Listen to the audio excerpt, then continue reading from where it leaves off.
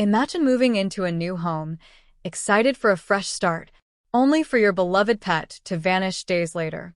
Then, you discover the culprit isn't a stray animal, but the friendly new neighbor who just moved in next door.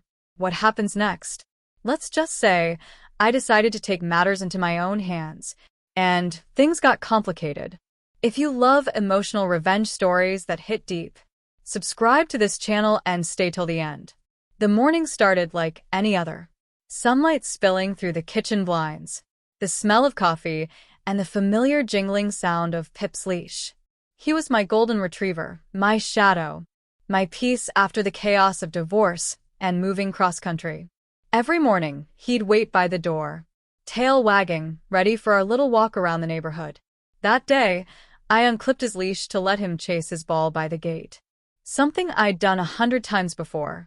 The yard was fenced. Safe. Ordinary. But when I turned back after pouring my coffee, the silence hit me. No jingling. No scratching at the door. No Pip. I called out his name. Pip. Pip. My voice echoing down the empty street. Nothing. I checked every corner of the house. Every bush. Every patch of grass near the gate. Then I saw it. The gate latch slightly ajar, swaying gently in the wind.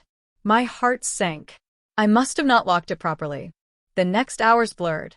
Running, calling, driving through the neighborhood. I knocked on every door, posted online, and begged strangers to keep an eye out. Everyone seemed sympathetic. Everyone except the new neighbor. She smiled too politely. When I showed her Pip's picture, her words were kind. But her eyes? They looked almost amused. That night, I sat on the porch clutching Pip's empty red leash. Somewhere out there, my dog was missing. And somehow, deep down, I knew it wasn't an accident. The next morning, I woke up to the sound of my phone buzzing. Nothing yet. No replies. No sightings. Pip's post had barely reached a few dozen shares. I printed flyers. Bright purple ones to stand out, with his photo and my number in bold black letters. I taped them on every streetlight, every mailbox, every coffee shop window. People smiled sadly, offered sympathy, but no one had seen him. By the second day, panic turned into obsession. I spent hours scrolling through local lost pet groups, refreshing the feed like my life depended on it. Each time a post mentioned golden retriever, my heart leapt only to crash when it wasn't Pip. At night, I couldn't sleep. Every creak outside made me jump. Every bark in the distance made me run to the window. And that's when I noticed something odd. The house next door, the one belonging to my new neighbor, Elena, was always lit up late into the night. Once, just past midnight, I saw movement through her window. A shape. It looked golden. For a split second, I told myself it was just the light playing tricks. But something about it, that faint wag of a tail, that familiar outline, made my stomach twist. The next morning, I walked over with fake calmness. She opened the door half smiling, like she'd been expecting me. "Morning," she said softly. "Any luck finding your dog?" I searched her face. There it was again. That flicker in her eyes. That knowing. I forced a smile. Not yet. But I will. As I turned away, I caught a faint sound from inside her house. A muffled bark. Soft, but unmistakable. My blood went cold.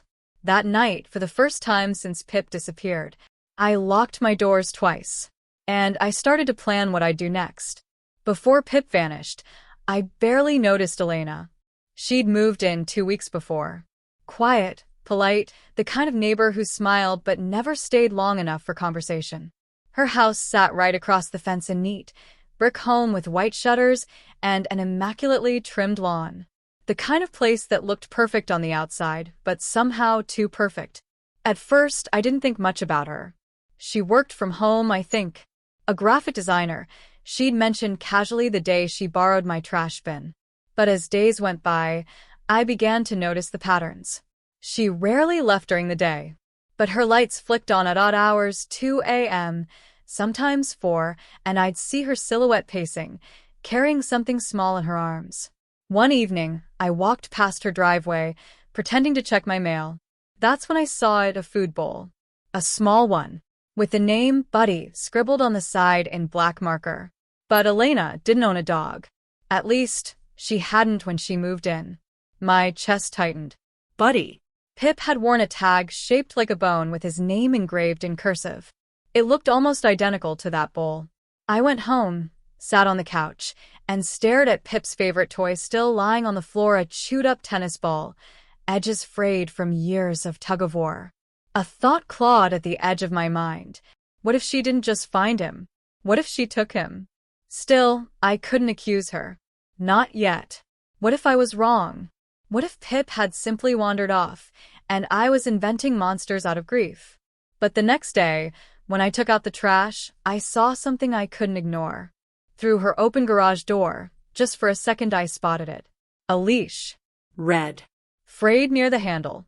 The same kind I'd bought last summer from PetSmart. I froze. Elena saw me looking. She quickly closed the door with a too bright smile. "Spring cleaning," she said. But that smile didn't reach her eyes. And as the garage door slid shut, I knew with bone-deep certainty she was hiding something. That night, I sat in my car with the engine off, staring at her house, heart pounding. For the first time, I thought about what I'd do if I saw Pip inside. Not call the police. Not knock on her door. No, I'd take him back myself. By the 5th day without Pip, sleep had become a luxury. Every sound outside made me jump, every bark, every rustle of leaves. I'd taped flyers across the neighborhood, called every shelter within 50 miles, even posted on local Facebook groups with his photo. Then one evening I got a message. The profile picture was blank. The username @NeighborlyEyes. The message read, "If you're looking for Pip, check the woman next door. The one with the white shutters." My heart stopped. It didn't say how they knew. No photo, no proof. Just that one line. I stared at it for a long time, rereading until my eyes blurred. I wanted to ignore it. Maybe it was a cruel prank. The internet could be heartless. But the more I tried to shake it off, the louder the thought echoed in my mind. The white shutters. Elena's house. That night, I couldn't resist. I walked to my backyard fence and peered through the slats. Her porch light was on, casting a pale glow across her yard. And then, movement. A small shape padded across the porch, golden fur glimmering in the light. My breath hitched. Pip? The figure moved again, and I saw it clearly, that same little white patch under the ear, the one Pip had since he was a puppy. My vision blurred with tears. I whispered his name. Pip. So softly, I barely heard myself. The little head turned. For a second, I swear our eyes met. Then Elena's voice cut through the night. "Buddy, come inside." He disappeared into her house. Buddy. She was still calling him that fake name. I stumbled back, shaking. The message still open on my phone. Whoever sent it, they knew. And now, so did I. But the question that burned in my mind wasn't how to get him back. It was how far I was willing to go. I didn't sleep that night. Every time I closed my eyes, I saw Elena's porch light and Pip's little face turning toward me. By morning, the logical part of me tried to take over. Maybe it wasn't him, I told myself. Maybe it was a look-alike. But deep down, I already knew. Still, I needed to be sure. I needed evidence. In America, you can't just walk into someone's house and take what's yours. Even if what's yours has 4 paws and a leash with your name on it. So I planned to go over. Politely, calmly. I'd ask if she'd seen my dog. Simple. Non-accusatory. When I knocked on her door that afternoon, she opened it just enough to look out. Her smile was tight. "Oh, hi. Everything okay?" "Yeah," I said, forcing a shaky smile. "Just still looking for Pip, the golden retriever. You haven't seen him around, have you?" She hesitated, just for a fraction of a second, then shook her head. "Oh no, that's terrible. I'll keep an eye out." Her tone was sugar-sweet, but her eyes, they flicked ever so briefly toward the living room. Behind her, I saw something on the couch. A blue chew toy. Pip's blue chew toy. My stomach turned cold. I wanted to scream right there, to push past her and grab him. But something Fear maybe froze me in place. Instead, I nodded. "Thank you," I said quietly. "I appreciate it." As I turned away, my mind screamed at me. "You saw it. You know." But another voice whispered, "What if you're wrong? What if you ruin an innocent person's life?" That night, I sat at my kitchen table, staring at Pip's old leash. The world outside was calm. Kids riding bikes, neighbors walking their dogs. Normal. Peaceful. Except for me. Inside, I was split in two. The rational woman I'd always been, and the desperate mother who'd do anything to bring her boy home. Finally, I picked up my phone and opened the camera app. If I was going to act, I'd need proof. No more doubts. No more waiting. Tomorrow, I'd find out the truth. One way or another. The next morning, I told myself it was just a walk. Not spying. Not stalking. Just a woman taking a stroll down her own street. At the same exact time her neighbor usually opened her blinds. The sun was soft, golden. Kids waited for the school bus. Lawnmowers hummed in the distance. Everything looked normal. Except me. My heart pounded so hard I could hear it in my ears. I slowed as I neared Elena's house. Her curtains were still drawn, but one corner hadn't been fully closed. A tiny gap. Just enough. And through that gap, I saw it. A flash of gold fur. A red collar. A tail that wagged the same happy rhythm I knew by heart. "Pip," I whispered, my voice trembling. He was lying on her couch, curled up like he'd always done at home. My home. Then, as if hearing me, he lifted his head. His ears perked. And for a brief, breathtaking second, his eyes met mine. I gasped. He started barking, tail thumping wildly. "Elena!" I heard her voice shout from inside. She rushed into the room, her face twisting in irritation. In a panic, she yanked the curtains shut. The sound cut off like a door slamming in my chest. I froze on the sidewalk, shaking. There was no denying it anymore. Pip wasn't missing. He'd been taken. For a few minutes, I just stood there, staring at the drawn curtains, feeling the blood drain from my face. Then the anger came. Hot and clear. I pulled out my phone and hit record. The window. The barking. The house number. If the police wouldn't help me before, they'd have no choice now. But as I walked back home, something gnawed at me. A warning in the pit of my stomach. If she could take someone's pet and lie so easily, what else was she capable of? That night, I sat in the dark, watching the video again and again. And somewhere between replaying Pip's bark and Elena's voice, I made a decision. Tomorrow, I wouldn't just watch. I'd act. I didn't sleep that night. Every creak of the house made me flinch. Every rustle outside sent me glancing at the window. I kept imagining Elena sitting across the street, stroking Pip like he was hers. My Pip. By sunrise, the fear had burned away, leaving only one thing behind. Resolve. I wasn't going to wait for justice.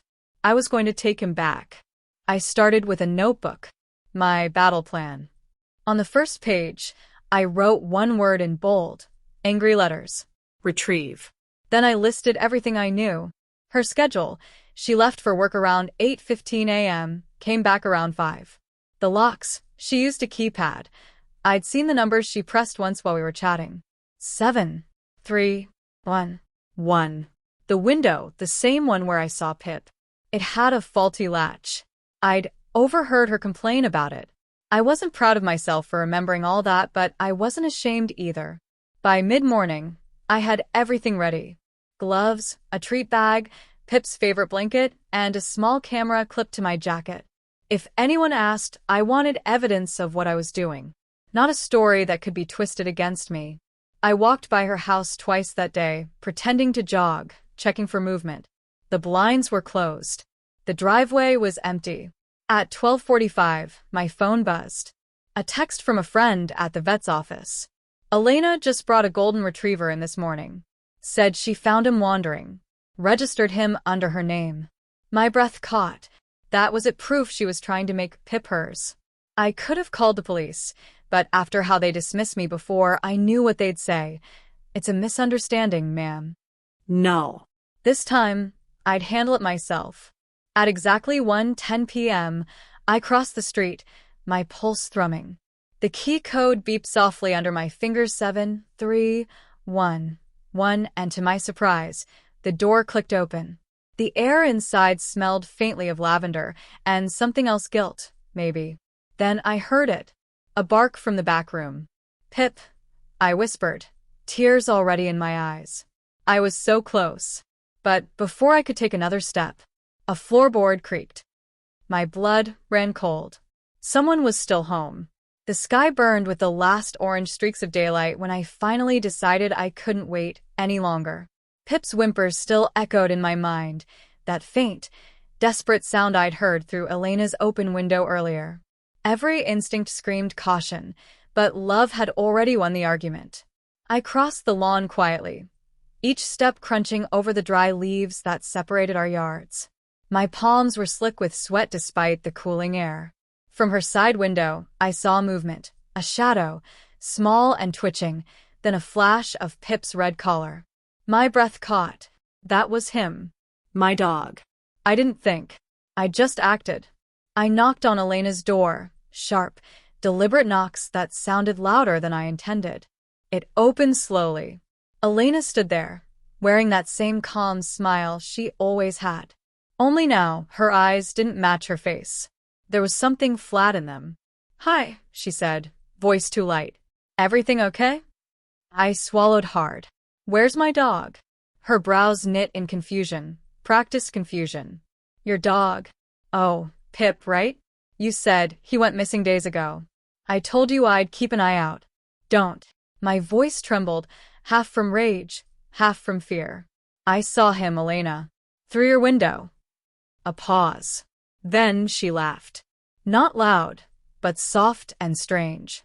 "You must be mistaken. Maybe it was another dog." Don't lie to me." I stepped forward, pushing the door wider.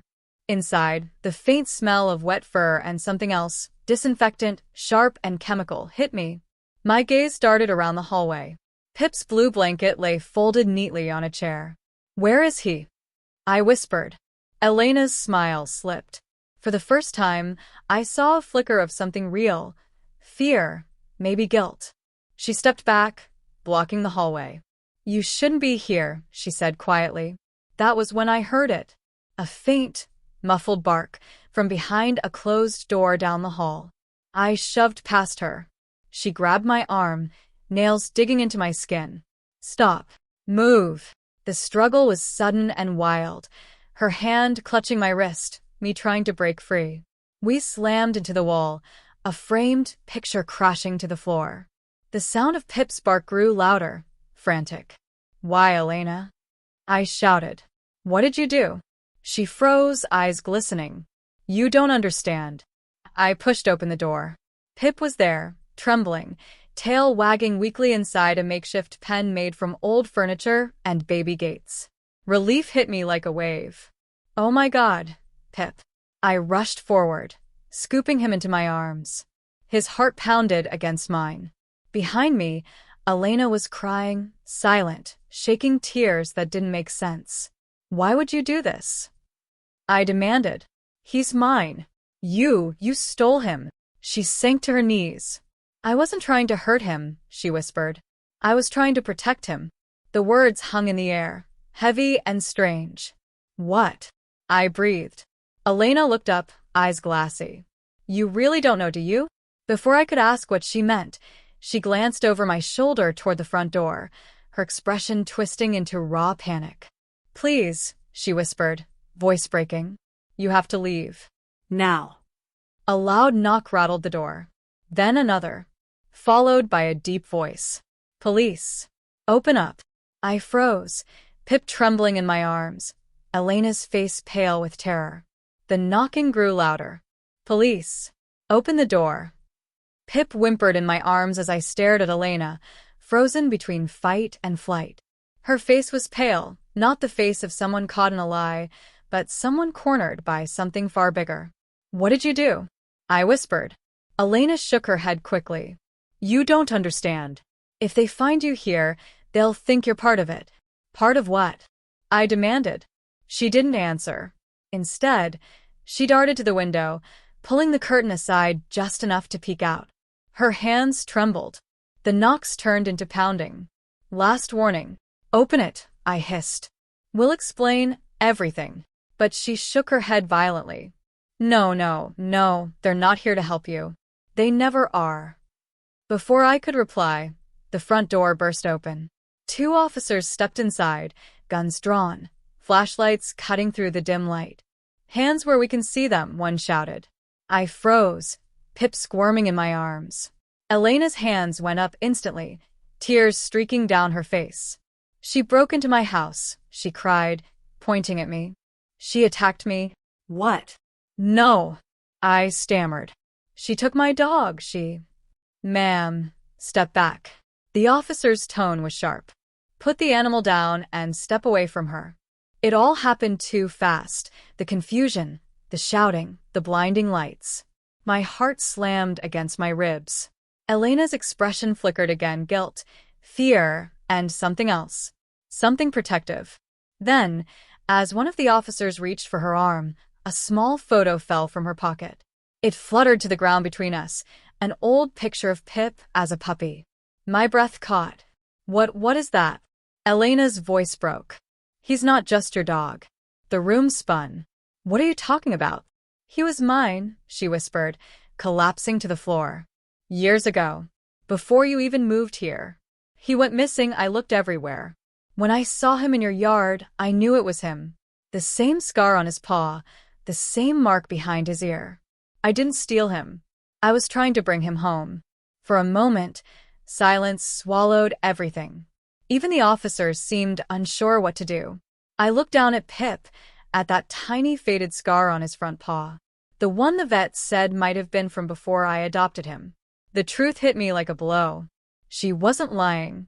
The air between us shifted. No longer just anger, but something painfully human. The officer cleared his throat. Ma'am, he said to Elena, we'll need to sort this out at the station. Elena nodded weakly, eyes never leaving Pip. As they let her out, she turned to me and whispered, take care of him, please. He's been through enough. The door closed behind her. I stood there, trembling, Pip pressed to my chest, unsure whether to feel victory or heartbreak. Was he ever truly mine? The next morning, the house felt too quiet. No barking. No hurried pause against the tile. Just sunlight streaming through the blinds, soft, almost apologetic. Pip lay beside me, head resting on my lap. He looked peaceful, unaware of the storm that had passed. But my chest ached. Every time I looked at him, I thought of Elena's tearful face, the way she said, take care of him. The police called later that day. Elena wouldn't press charges. She said she understands. The officer told me, his voice low, almost gentle.